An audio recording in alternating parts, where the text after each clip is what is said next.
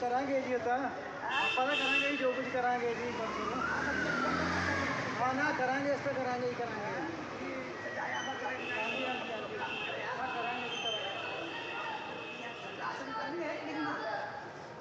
शाम जी करांगे शाम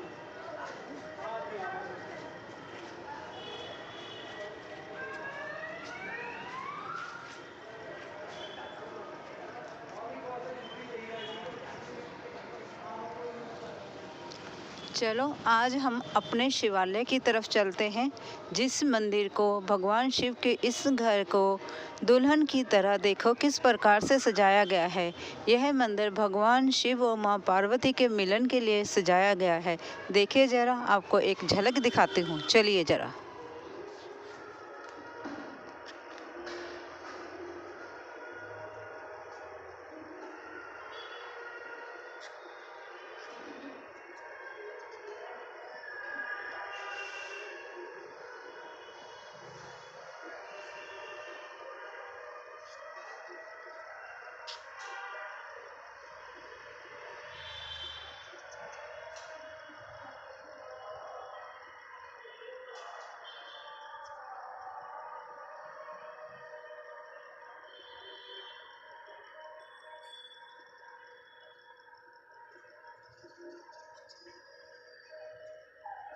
देखिए अब हम मंदिर के अंदर की तरफ जा रहे हैं। चलिए, ये देखिए ऊपर की तरफ, गुंबद की तरफ देखिए आप जरा। और यहाँ देखिए ओम जी की आकृति, श्री ओम की आकृति बनी हुई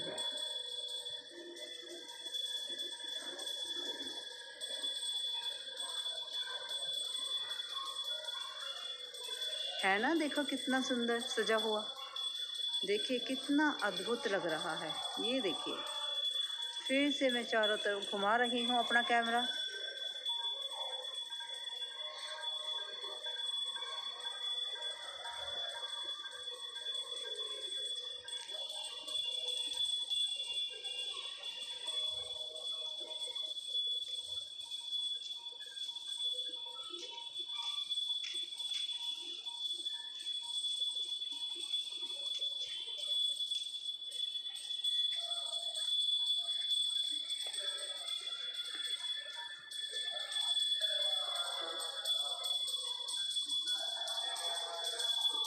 देखिए मंदिर में आरती हो रही है। इस समय भगवान शिव की आरती चल रही है। चले हम भी आरती में शामिल होते हैं।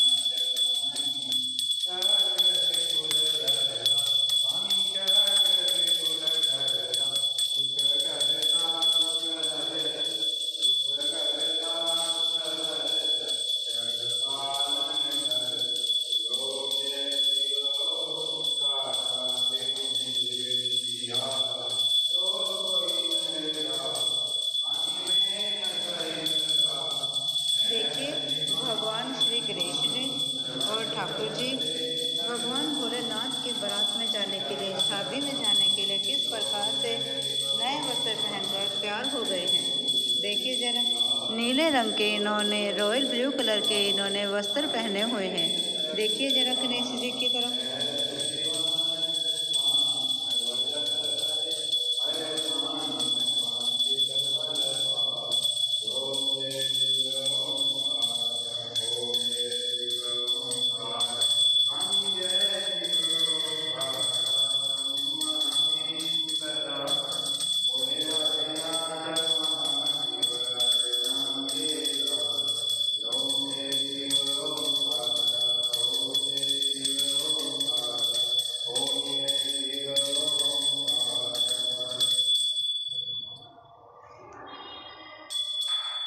देखिए माँ पार्वती देखिए किस प्रकार से सज धज कर तैयार हो गई हैं।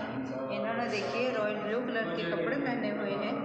सदा वसंते हृदयारविंदे भवानी नमामि।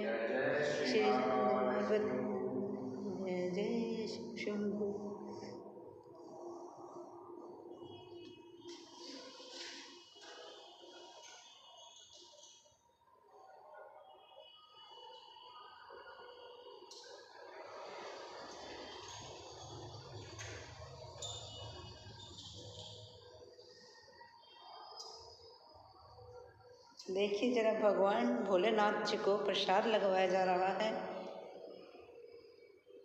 ये देखिए शालिग्राम जी को भी प्रसाद लगवा दिया गया है।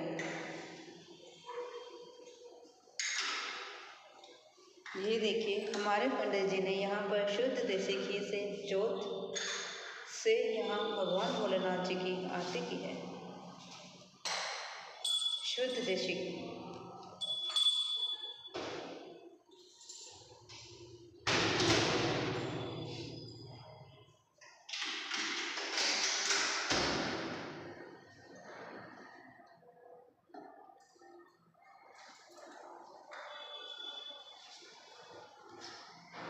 देखिए हमारे मंदिर में कितनी अच्छी तरह से व्यवस्था की गई है। साफ सफाई का पूरा प्रबंध किया गया है। देखिए आपको कहीं भी कुछ गंदा नज़र आ रहा है? देखो जरा कितनी साफ सफाई है, कितना सुंदर लग रहा है। सब कहीं जगमग जगमग हो रही है ना जी? कैसे लग रहा है आपको हमारा मंदिर? ये कैसा लगा? ये हमारा प्यारा शिवालय है जो कि समाना शहर में पड़ता है।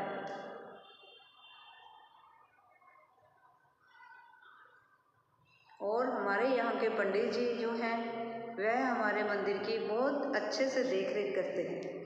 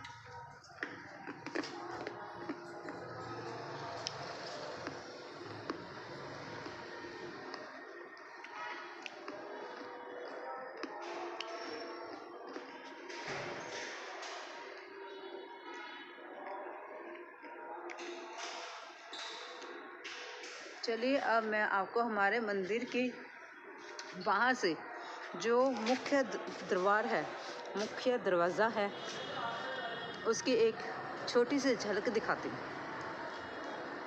और फिर आप मुझे यह कमेंट करके बताएं कि आपको हमारा शिवालय कैसा लगा और भगवान शिव के मंदिर में ये सब कुछ कितनी सज धज कर दी गई है, यह कैसी लग रही है। देखियो हमारे बाहर तक पूरी स्ट्रीट, जैसे कि हम कहते हैं पूरी सड़क जो है वह सजा दी गई है। देखिए ये हमारे मंदिर का मुख्य दरवाज़ा, मुख्य गेट है।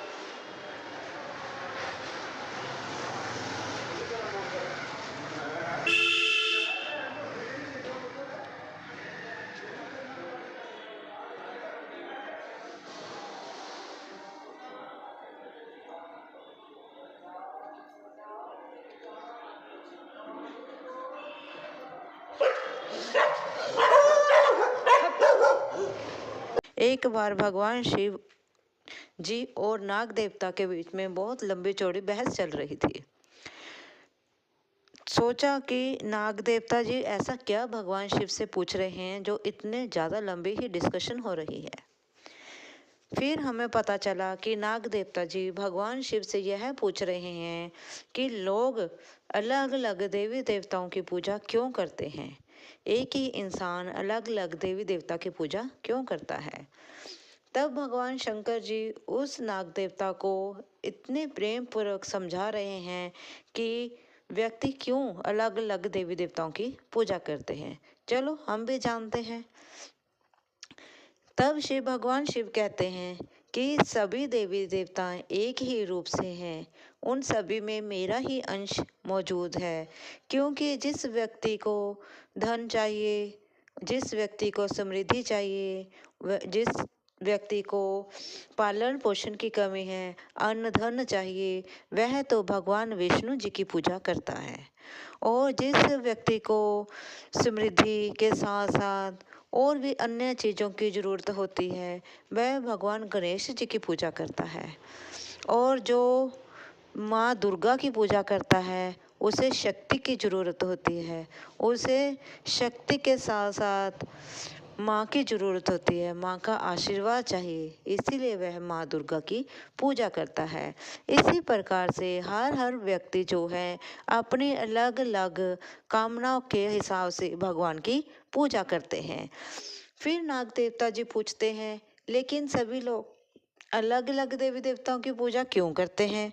तब भगवान शिव कहते हैं, चाहे कोई भी व्यक्ति किसी भी मंशा से किसी भी देवी देवताओं की पूजा करे, लेकिन उन सभी में मैं ही मौजूद हूँ, मेरा अंश ही हर ईश्वर में मौजूद है।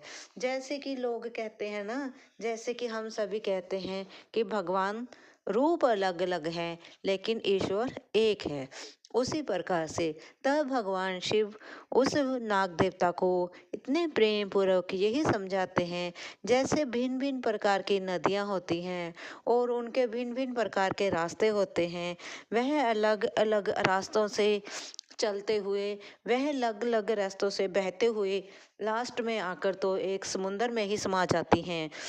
उसी प्रकार से सभी देवी देवता, सभी ईश्वर जो हैं वह भगवान सभी लास्ट में तो आकर मेरा ही स्वरूप है, वह सभी मुझ में ही समा जाते हैं और उन सभी में मेरा ही अंश मौजूद है।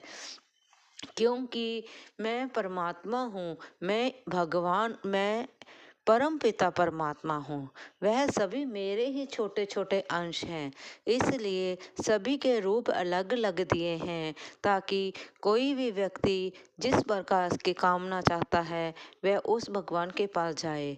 वरना तो एक ईश्वर के पास अगर सभी अपनी अपनी चिट्ठियाँ लेकर आएंगे तो बहुत ही समय लग जाएगा।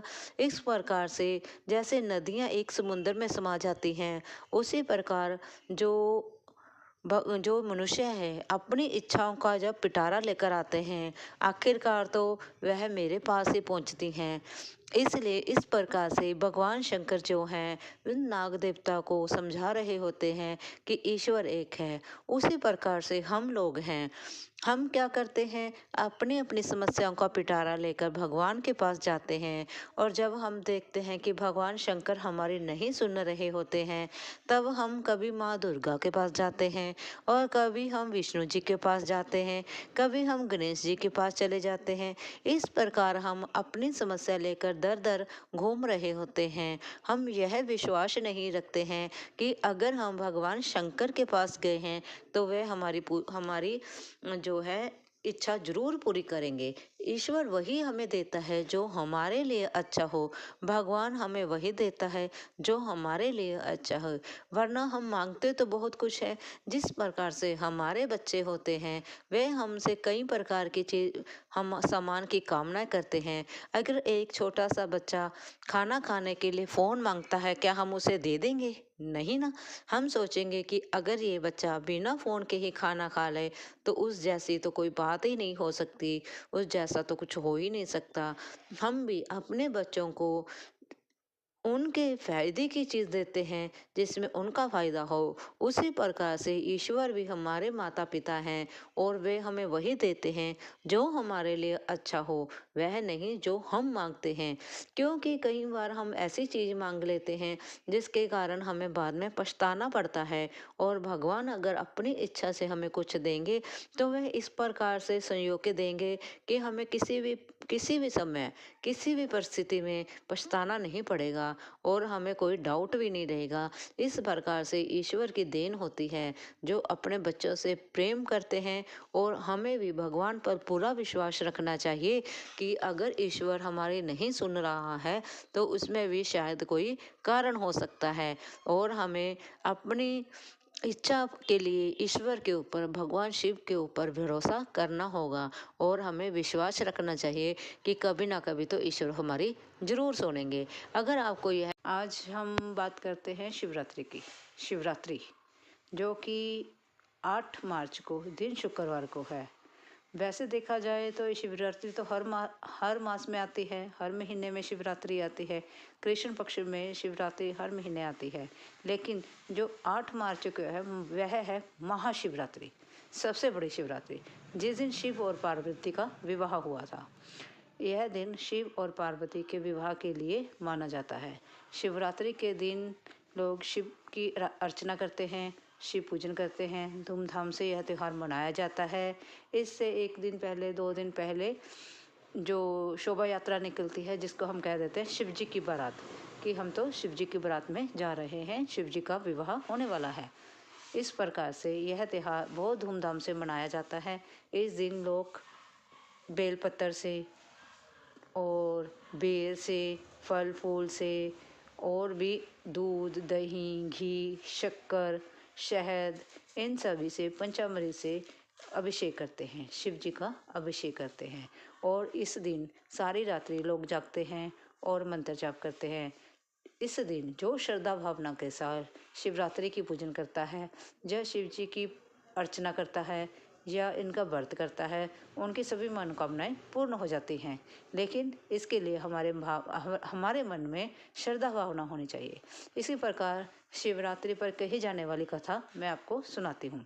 एक शिकारी होता है, वह जंगल में शिकार करने के लिए निकल पड़ता है, और जैसे ही वह हिरनी को देखता है, वह अपने बाण चढ़ा लेता है और हिरनी की तरफ छोड़ने ही वाला होता है। तब हिरनी कहती है कि मुझे मत मारो, मैंने कुछ ही समय बाद बच्चे को जन्म देना है, इसलिए तुम्हारे ऊपर 2 हत्याओं का पाप हो जाएगा, मुझे मत मारो। जब मेरे बच्चा पैदा हो जाएगा, मैं तुम्हारे पास खुद पे खुद आ जाऊंगी। तो शिकारी जो है कुछ विचार करते हुए उसे जाने देता है।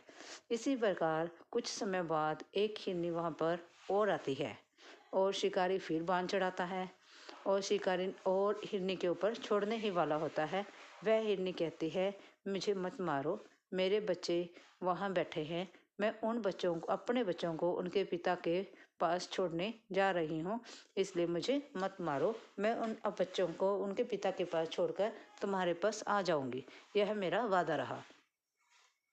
तो जो शिकारी होता है यह सब सुनकर भाव विभोर हो उठता है और उसे जाने देता है। इस प्रकार से एक हिरनी और आती है। तब फिर शिकारी जो है बाण चढ़ाता है, हिरनी की तरफ छोड़ने ही वाला होता है। वह हिरनी कहती है कि मुझे मत मारो, मेरे छोटे छोटे बच्चे हैं और मैं उन बच्चों के पिता को ढूंढने जा रही हूँ। और इतने उनके भाव विभोर शब्द सुनकर जो शिकारी होता है उसका मन फिसक जाता है और वह उसे भी जाने देता है। इस कार्य करते करते वह सभी को, तीनों हिरनियों को जाने देता है। कुछ समय बाद एक मोटा तगड़ा हिरन वहाँ से गुजरने लगता है। तब शिकारी फिर बाण चढ़ाता है और कहता है कि वो तीनों हिरनियाँ तो चलेगी, अब मैं इसे नहीं जाने दूंगा।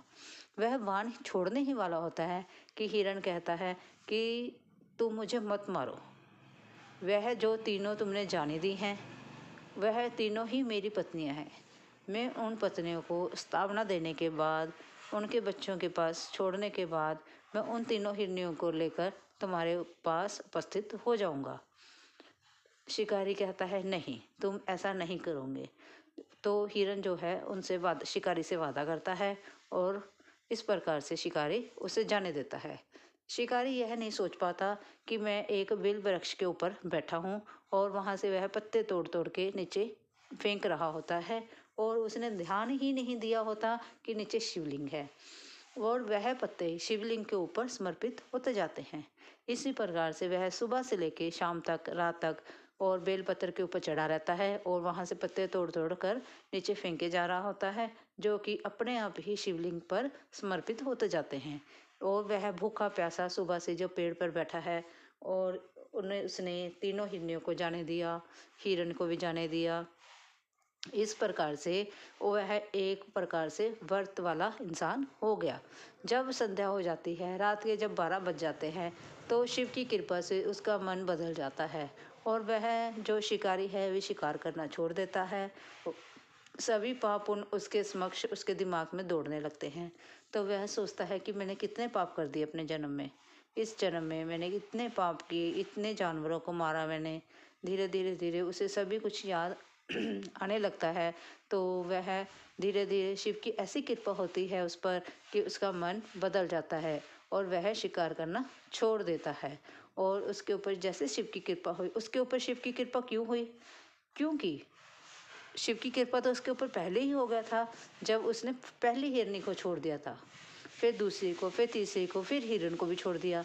ये लगा लो कि शिवरात्रि वाले दिन वह चाहे शिकारी था, चाहे उसने पाप किए थे, लेकिन उसके मन में श्रद्धा भावना थी, उसने अनजाने में ही शिव का व्रत कर लिया। इसलिए वह शिवरात्रि वाले दिन उपवासी होने के कारण, उसने का उपवास था, हो गया, तो उसके कारण उसके ऊपर शिव की कृपा हो गई। जैसे कि हम देखते हैं कि हम लोग, पंडित लोग सभी सारा दिन भूखे प्यासे रहते हैं और कुछ पाने के लिए शिव की पूजा करते हैं, शिवलिंग की पूजा करते हैं, बेलपत्र चढ़ाते हैं, दूध घी दही मक्खन सब चढ़ाते हैं और पता नहीं अन्य प्रकार के कितनी सामग्री चढ़ाते हैं। क्यों? क्योंकि हम शिव से कुछ पाना चाहते हैं। लेकिन वह शिकारी बिना कुछ पाए, बिना किसी चीज़ की कामना किए, निष्पाक मन से वह गलती से ही शिव का उपवास कर लेता है और उन हिरनियों को छोड़कर उसके अंदर दया भावना भी होती है। तो इस प्रकार से उसके ऊपर शिव की कृपा हुई। अगर हम शिव की कृपा पाना चाहते हैं तो हमें भी जाने अनजाने बहुत से अच्छे कार्य करने होंगे और अच्छे कार्यों करने के साथ साथ किसी ज़रूरतमंद की मदद भी करें और कोई पाप ना करते हुए पुण्य के भागीदार बने। और इस प्रकार से हमें शिवरात्रि पर यह संकल्प लेना चाहिए कि हम किसी भी प्रकार का पाप नहीं करेंगे और किसी ज़रूरतमंद की मदद करेंगे और हम अपने मन में किसी के प्रति दोष विचार नहीं उत्पन्न होने देंगे। अगर वीडियो अच्छी लगी, हेलो माय यूट्यूब मेंबर्स, आप सभी का मेरे यूट्यूब चैनल पर आपका स्वागत है।